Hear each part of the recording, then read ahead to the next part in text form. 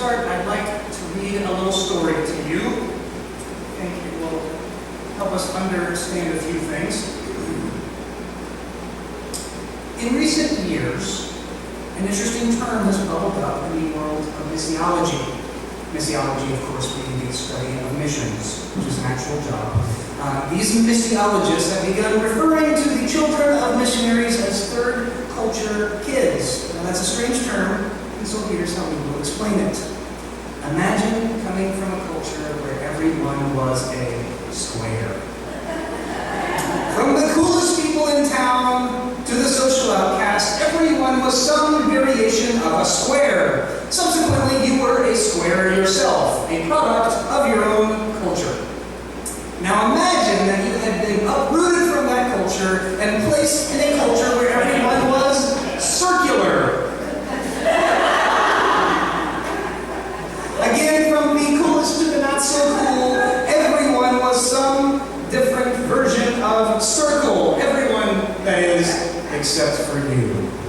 You with your 90-degree angles equidistant from one another. Obviously, this poses a problem. If you're going to function, let alone climb to the top of the social ladder, you must, in the very least, be the correct shape. Proactive problem solver that you are, you do what any square trying to make it in a circle's world would do. You round your edges. Can we get a little help with rounding of the edges? Thanks, Katie. That would be helpful. Like I said, you round your edges, at least as best you can, for somebody who started off as a square. Now, once rounded, you have arrived as a viable, functioning citizen in this new circular world. Though by your odd shape and shaped corners, everyone will still know that you're not truly a roundie, as they call it in round world. Friends will be easier to make, jokes will be easier to get, and dates, well, you'll get dates.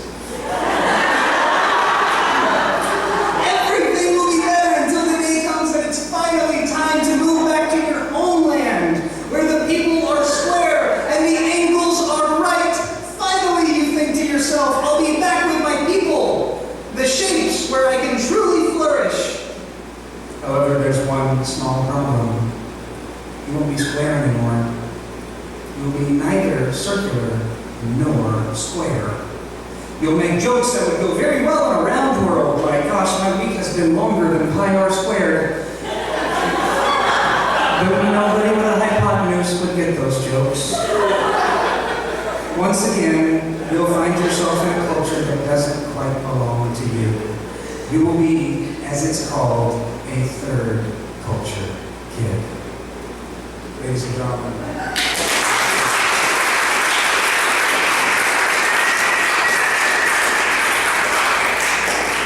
That's really well done. Thank you all very much.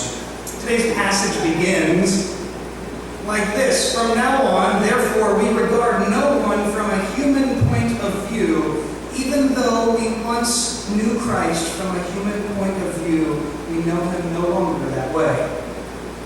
In other words, we had a perspective, and now suddenly we have a new perspective. There was another time when we experienced this sudden perspective change. It was actually the first time we saw things in this human point of view that Paul seems to be referring to. It was back in the Garden of Eden, in that Genesis story that most of us know. We had actually just committed our first act of disobedience. And we were naked, as it turns out, and our first emotion was shame. And now, in 2 Corinthians, we are looking up to find all things new. And then he goes on, actually, to use the word reconciled. For me, to connect these two things is really important. It's telling, because prior to what we call the fall, we had these perfect relationships, both with each other and with God. A fact that I think is probably connected. But now, the moment we look up and regard each other with this human point of view, we notice our vulnerabilities, our differences, we feel shame. And instantly we begin this process of posturing each other with power. We see blame come in. That woman that you gave me, she's the one that gave me That's in the chapter that they follow in the first place. And then just a chapter later, we see Cain and Abel, where this insecurity leads to jealousy and a nasty competition, and ultimately murder. And then we start separating, making our own nations, our own economies, and things spin so badly out of control that within 2 chapters, God has deemed us so unfixable that we have that awful story of the flood. Which is an awful story. I don't know why we put it on our children's nurseries. We wonder why they have trouble sleeping. Here's a story, a wallpaper of the entire world drowning. Sleep, oh, I love you this much. After Noah's story, we get this genealogy about his family growing, and then the chapter after that, we get the Tower of Babel. That embarrassing incident where we try to reach God on our own, where we essentially try to be our own gods, where we beat our chests and say, look at what we've done. All of these attempts exhibit, and I would argue, something that happened when we first felt shame in the garden. We've been trying to cover ourselves ever since. So it was the last time we looked up and saw a totally new perspective, a human perspective, that degree of separation from God and from each other. There's a reason that I think Adam and Eve were naked when they were in perfect relationship with one another. There was nothing negative or unsafe about complete and utter vulnerability. I gotta be honest, being naked is a pretty clear example of vulnerability. I think the writer Donald Miller talked about it. He said, I am naked. I am aware of nothing other than the fact that I am naked. If somebody said, you have to go get some barbecue sauce at the store, but you have to do so naked, I would not browse around for the best deal on barbecue sauce. I would grab it at a dead sprint the moment I saw it, and I would throw money at the cashier on my way back to the car. I only notice that I'm naked. There's vulnerability, a vulnerability we don't appreciate, really. But there was a time, Genesis told us, when we weren't afraid of vulnerability. When there was no shame in being exactly who we are in front of one another. No posturing for places of power. No blame, no greed, no competition for God's affection. We were in perfect relationship. So when we read in 2 Corinthians that God is making all things new, and then that gets defined as reconciliation, it makes good sense to me. We're not in a reconciled world today, friends. Not yet. Which is exactly why I think it's important that Paul uses the word ambassador to describe those who have this new reconciled perspective in this world we live in today. Because we know that ambassadors, they're people who live in a place that they're just not quite from. Now, they know the language, the culture, the food, they got lots of friends in that place, but it's not their home. Rather, their role is to foster a relationship between the place they live and the place they came from. They are workers of reconciliation.